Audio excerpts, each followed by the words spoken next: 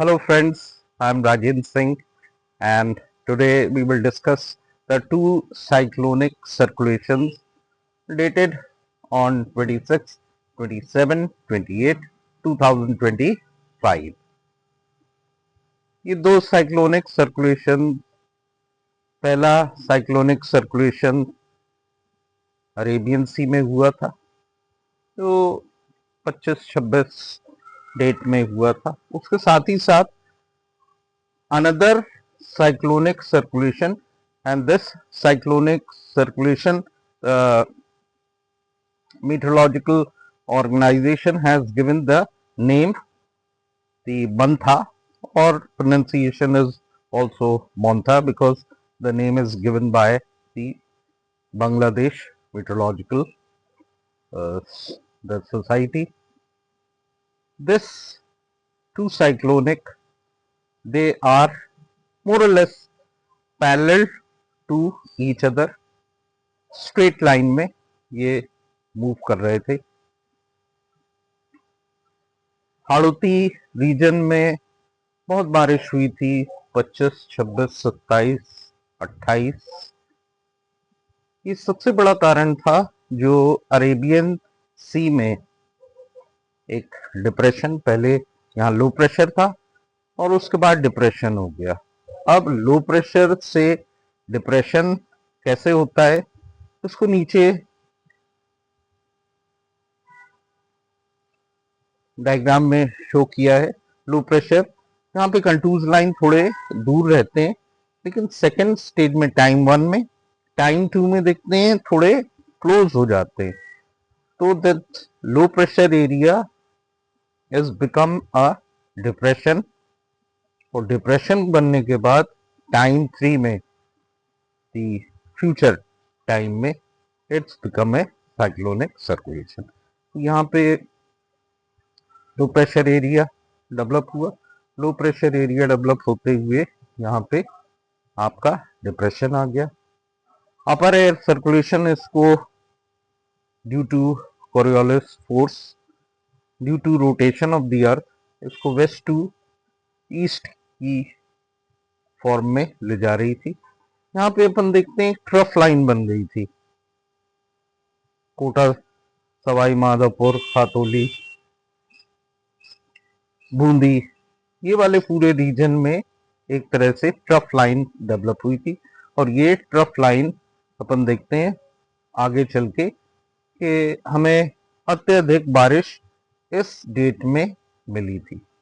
दूसरी तरफ हम देखते हैं मंथा, साइक्लोनिक सर्कुलेशन लो प्रेशर में ही था। उसके बाद ये बे ऑफ बंगाल में क्लोज आ गया Karnataka, the coastal area of Karnataka, जिसमें काकीनाडा था, मछलीपट्टनम था, विशाखापट्टनम था, गोपालपुरा उड़ीसा का ये था। इसमें सबसे अधिक जो हमें ज्ञान की बात मिलती है, ये जैसे ही लैंडफॉल हुआ मंथा, वैसे ही ये एक तरह से डिसअपियर हो गया, डिसअपेट हो गया। ये क्यों हुआ था? सबसे ज्यादा पहले तो ये सोच रहे थे ये साइक्लोनिक सर्कुलेशन यदि अरेबियन सी में जाके एक सुपर इम्पोज होता तो बहुत बड़ा एक तरह से ये साइक्लोनिक डिसास्टर बनता, लेकिन ऐसा हुआ नहीं। जब दो साइक्लोन एक दूसरे को कोलैबोरेट करते हैं, एक दूसरे को सुपर इम्पोज करने लगते हैं, उस इफेक्ट को हम लोग क्या कहते हैं? फूजीहारा, फूजीहारा इफेक्ट्स। इसको बाइनरी इफेक्ट्स भी कहते हैं, फूजीहारा इफेक्ट्स ये होता है। लेकिन यहाँ पे हम लोग ये देखते हैं कि ये इस तरह का कोई कंडीशंस हुई नहीं। ये मोन्था सर्कुलेशन और अरेबियन सी का कोलैबोरेट नहीं हुआ, सुपर इम्पोज नहीं हुआ, किसी तरह का फूजीहारा इफेक्ट्स यहाँ पे हमें नहीं मिलता है। इस कारण से जो साइक्लोन मोन्था था वो धीरे धीरे डिसअपियर होने लगा। लेकिन इसमें ये देखते हैं बहुत सारा जो मॉइस्चर था इसमें ऐड होता गया। यहाँ पे हम लोग ने इन्वेस्टिगेट किया कि जैसे ये सी में था तो इंटेंसिटी बहुत हाई थी, जैसे ही landfall coastal Andhra Pradesh, coastal Orissa area में ये गया, ये डिसअपियर हो गया। इसमें हम लोग सबसे पहले ये देखते हैं कि आपके फैक्टर ऑफ वेदर कंपोनेंट्स क्या थे। इसके वेदर ऑफ कंपोनेंट यदि देखते हैं, इसमें टेम्परेचर था, इसमें प्रेशर था, इसमें एयर डेंसिटी इसकी थी, इसमें विंड सर्कुलेशन हो रही थी, इसमें ह्यूमिडिटी थी, इसमें ग्रेडियंट ऑफ फ्लो था, जैसे ये ग्रेडियंट ऑफ फ्लो है, और प्रेसिपिटेशन, मॉइस्चर सप्लाई हो रहा था बे ऑफ बंगाल से पूरा।